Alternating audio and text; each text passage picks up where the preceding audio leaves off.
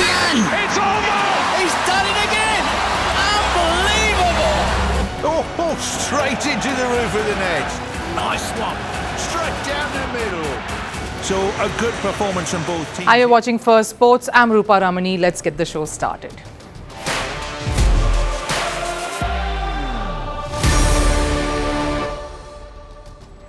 Right, on the show today, all eyes will be on India's men's cricket team head coach Gautam Gambhir as they play an intra-squad practice match behind closed doors starting today. Can Gambhir inspire the youngsters in the absence of superstars in the dressing room? And how differently is he approaching this new look Indian setup in the series against England starting 1 week from now? 28 wickets fell over just 2 days at the World Test Championship final, but not a word on the conditions being skewed. Has this marred the grand final? Is the West portraying double standards when it comes to pitch reviews? Similar scenario on an Indian track would have brought out the knives. And Indian football hits a new low. Coach Manolo Marquez says the dressing room felt like a funeral. Who is to blame for this fiasco, and what is the Football Federation's plan in resurrecting the sport in the country? All of that heading your way, but first a look at the headlines on Sports 360. Starting with cricket, Australia's T20 League Big Bash side Sydney Sixers announced the signing up of Pakistan batter Babar Azam after reports of him not being in contention for Pakistan's national T20 squad came out. The former captain is Pakistan's highest run getter in the T20 format with over 4,000 runs. He's also the second highest scorer in the world, only behind Rohit Sharma by 8 runs. On to football, Poland's manager Michael Probierz has resigned from his position following the national side's 1-2 loss to Finland in the World Cup qualifiers. The decision was also influenced by a bitter fallout with star player Robert Lewandowski. Lewandowski refused to play under Probierz after he was removed from captaincy. The Barcelona star didn't feature in Poland's loss to Finland. On to tennis, Wimbledon has increased its prize pot by 7% this year. A record $72.5 million will be distributed during the 2025 edition. The singles winners will get a little over $4 million each, an 11% increase from last year. A main draw berth is roughly around $90,000 for every participant. This comes after repeated demands from players of getting more share in the revenue. Over in swimming, Canadian swimmer Summer McIntosh has broken a third world record within a week. The three-time Olympic gold medalist finished the 400-meter medley in 4 minutes 23 seconds, bettering her own record in the trials by a second. Summer is gearing up for the World Championships, which starts next month. She has won 4 gold medals, 3 bronze and 1 silver in the world event. Australia's Olympic equestrian Heath Ryan has been suspended from the sport for an undisclosed period after a video emerged of him striking a horse with a whip. The incident is from 2 years ago and Ryan claims it was part of a rescue mission. Before Ryan, Great Britain's 3-time Olympic champion Charlotte Dujardin received a 1-year suspension for whipping a horse aggressively. And summing it up with news from shooting, world record holder India's Sifth Kaur Simra has won bronze in the World Cup. The Asian Games gold medalist bagged her second bronze in 2 years in the 50-meter rifle 3-position category. The former world number 1 recorded 453.1, missing the silver by 11 points. The Indian men's cricket team is gearing up for what promises to be a gruelling, challenging and testing series ahead. And the pressure is on coach Gautam Gambhir. India heads into this test series against England away on the back of 2 massive losses. One that was against Australia and a whitewash that happened before that against New Zealand at home. So you can imagine a few nerves jangling in that dressing room. It would be hard not to. But the presence of a new young captain and some youngsters hungry to deliver should combat the anxiety that many would be experiencing at this point. This series is crucial for India. It's the start of the next World Test Championship cycle. It's the start of a fresh phase in Indian cricket. And starting off in a positive note is critical here.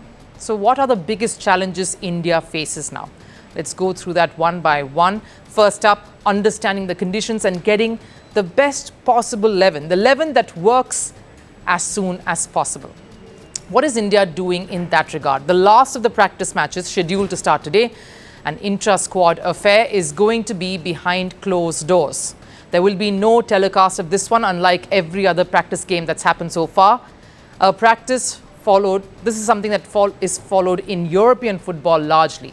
There may even be a proper scoreboard system to be followed in this game today. Gautam Gambhir and the think tank are doing a hushed-up practice affair so that no one, especially the England squad, sees what India is up to in the days leading into that first test.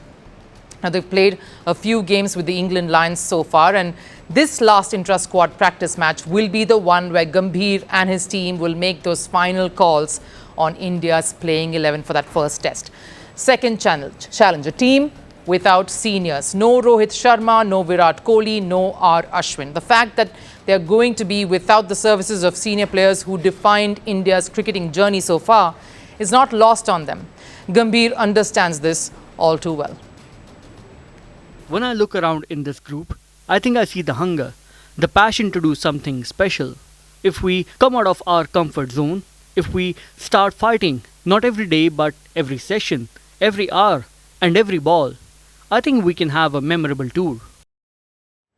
The idea is this: adapt to the situation as fast as you can and play to it, out of what your comfort zone is sometimes. Case in point, the long chats Gambhir seems to be having with Yashasvi Jaiswal.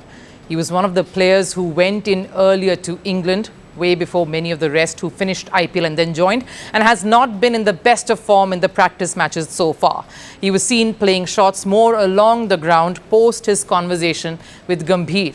Now, one of the things that was heavily criticised, especially during India's loss to Australia recently in the Border Gavaskar Trophy, was that some of the shot-making batters were indulging in, like Rishabh Pant, which enraged Indian commentator Sunil Gavaskar. We saw that out famously. He openly lashed out at Pant for not reading the situation correctly and being impulsive. And that would be imperative here in this new setup and against a very formidable opposition. They have no seniors especially, which leads me to the other big challenge: youngsters stepping up and taking more responsibility. Let's look at the batting department. No veterans in that lineup. KL Rahul, of course, will most certainly be given that responsibility of opening the innings, one that Rohit Sharma had. So a lot of pressure will have to be soaked up by KL Rahul. He's had a good sort of practice so far. He's notched up 100 here, so he would be looking good stepping in those roles. Shubman Gill will mostly take up the number 4 slot, and Karun Nair is almost certain to get into that playing 11. The question to ask is, will Gambhir make some more bold calls and blood in someone like Sai Sudarshan, a youngster who's also had a county stint in the UK, and his temperament and technique as displayed across formats for his state side Tamil Nadu has been commendable. Then we look at the bowling department, one that won't have Jasprit Bumrah for all of the tests throughout the entire series. Who will then step up to compensate and shoulder that additional responsibility in his absence? Has to be youngsters like Mohammad Siraj, who spent enough time in that dressing room to level up now. Arshdeep Singh, Prasidh Krishna, again, depending on who gets a look in. They'll have to also come in hard. And what combination India goes in with for that first test to be held in Leeds. And things, of course, do not seem to ease up for the head coach here. Fresh reports, of course, have come in that Gambhir is flying back to India briefly to tend to his mother, who is unwell. In fact, just some days ago, the head coach, while speaking to BCCI.TV, had said that this series for the Indian team shouldn't be about just surviving. It has to be about finding their game and how to do that when put under pressure, because that's going to be intense. We'll just have to wait and see how that pans out for him and his new Indian side. Test cricket's biggest spectacle is underway. South Africa and Australia are battling it out to be crowned world test champions. But the final has turned out into a bit of a bizarre affair, because the conditions on offer might see the match finish in less than 4 days or thereabout. Now, while it's great to see bowlers having the upper hand occasionally, a result in just 3 or 3.5 days highlights the double standards in the cricketing world here. Had this happened in India, all experts would have sharpened their knives already, ready to go to war. But because it's happening in England, there have been no remarks made at all. Everyone's remained silent. After just 2 days of play, the WTC final was already 75% done. If not for the resilience of Stark and Carey, we could have seen the fourth innings get underway on the same day itself. Now, don't get me wrong here. I'm not saying the pitch is entirely to blame. The batters also showed a clear lack of patience most of the times. Had they held onto their ground, this wouldn't have looked like an unplayable track. Steve Smith and Bo Webster showed in the first innings that patience paid off, taking Australia's total to 212. Had more batters from both sides shown similar grit and tenacity, things might have gone a little differently. But the real question is, if the same situation had occurred in India, experts would have been very quick to blame the conditions. Just to recap what happened at the WTC, Australia were bundled out for 212 in the first innings. South Africa managed just 138 in response, and Australia in their second innings at the end of day 2 were 144 for 8. 14 wickets fell on each day, the first 2 days. If 28 wickets had fallen across 2 days in India, then they'd have questioned India as a host. We've seen this before, especially when Australia and England have toured the country. There have even been calls to suspend Indian venues from hosting future matches over such pitches.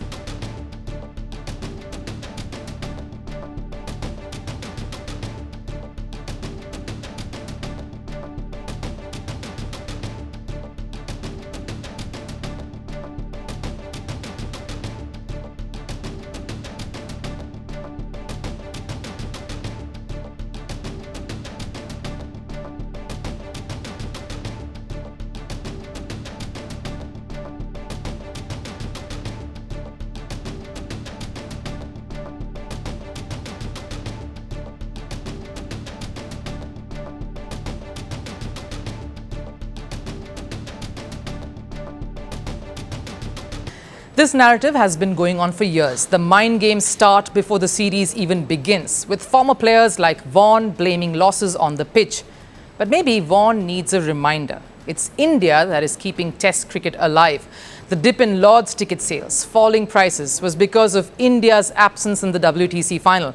But we won't go down that road today. Truth is, whenever India are involved, conversations around playing conditions and the pitches on offer seem to almost always crop up. Even during the ICC Champions Trophy that was held across two countries, UAE and Pakistan, there was talk about India getting favourable treatment, the same conditions because they were playing in a single venue. This conversation echoed throughout the tournament.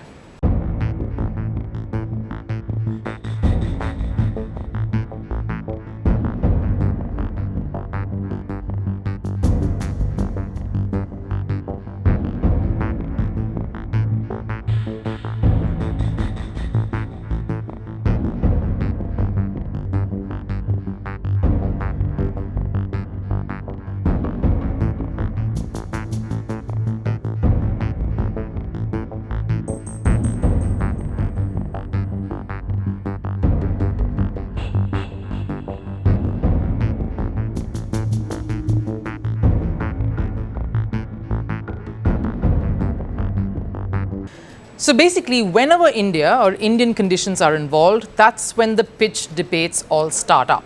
Otherwise, it's silence. If these 28 wickets had fallen in India in 2 days' play, the Western media would have created an uproar as to how such pitches can be allowed. India is doctoring pitches and killing Test cricket. When it happens in England, it's called a sporting pitch.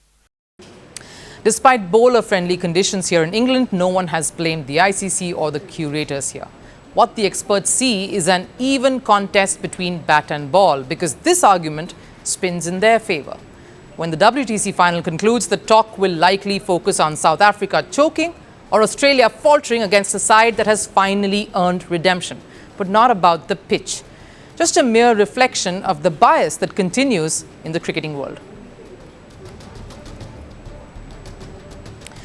Indian football is staring at an all-time low. Loss after loss has put the future of the sport here in India in serious jeopardy. And the last straw seems to be the AFC Asian Cup qualifier defeat to Hong Kong, a result that has severely dented India's chances of qualifying for the 2027 event. The impact is so brutal that the dressing room feels like the sport has died in the country.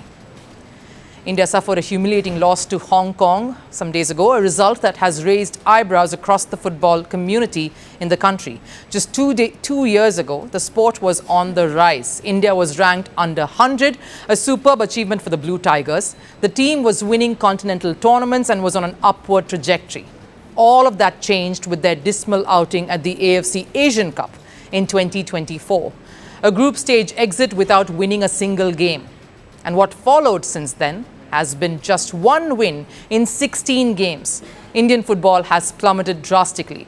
Ranked 127th now in the world, India is busy losing to much lower ranked sides. And the dressing room, it feels like a funeral. We are not very happy. We are sad. The dressing room is like a funeral, practically. Sometimes the team doesn't know how to draw. I told in the dressing room, obviously we want to win. Manolo Marquez's words reveal a troubling shift in mentality. Even against a 153rd ranked Hong Kong, their aim was to draw rather than trying to win. It's as if the team is barely defending itself in the battle, and you don't win wars like that. No wonder the dressing room feels like a funeral. But it's not just the players who are mourning. Fans and key figures in Indian football are equally angry and frustrated, demanding answers from the rather stoic All India Football Federation.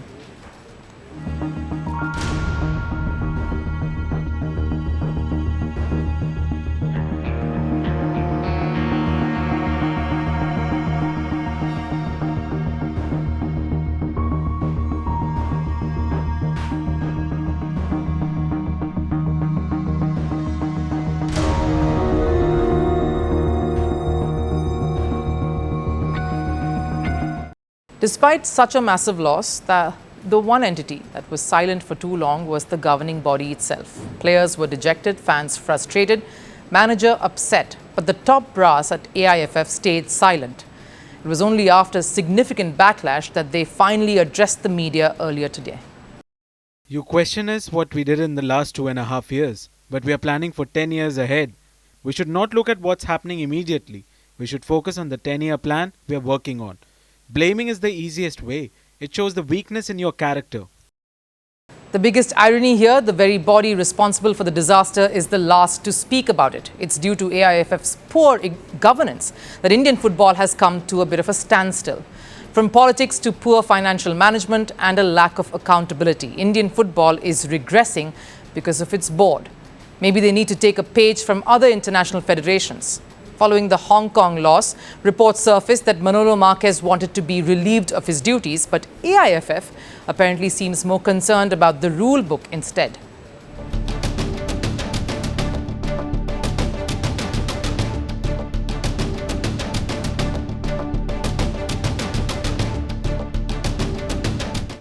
Now, I'm not saying constant chopping and changing is the solution, but if results aren't coming, like Marquez winning just 1 out of 8 matches, it's clear he isn't the right person to revive a struggling side.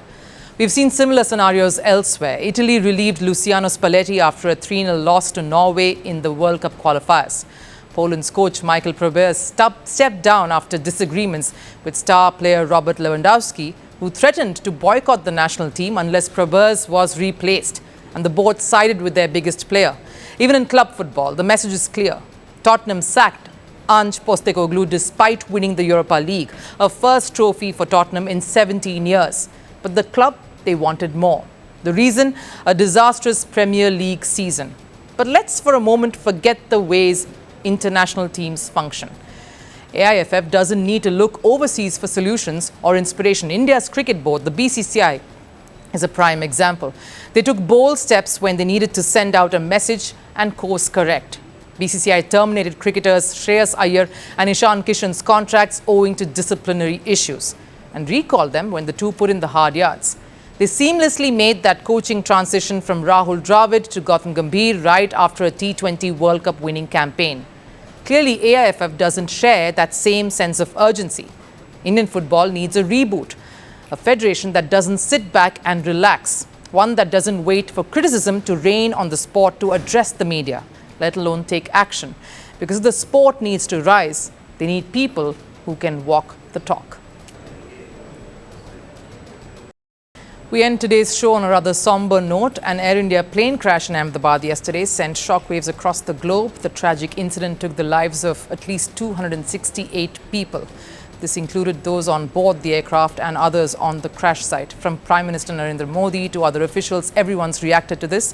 The sporting world is in mourning. During the FIH Pro League match between India and Argentina, a minute's silence was observed, honouring the victims of the crash. Prominent voices like Virat Kohli, Sachin, Tendulkar, Rohit Sharma have expressed their condolences.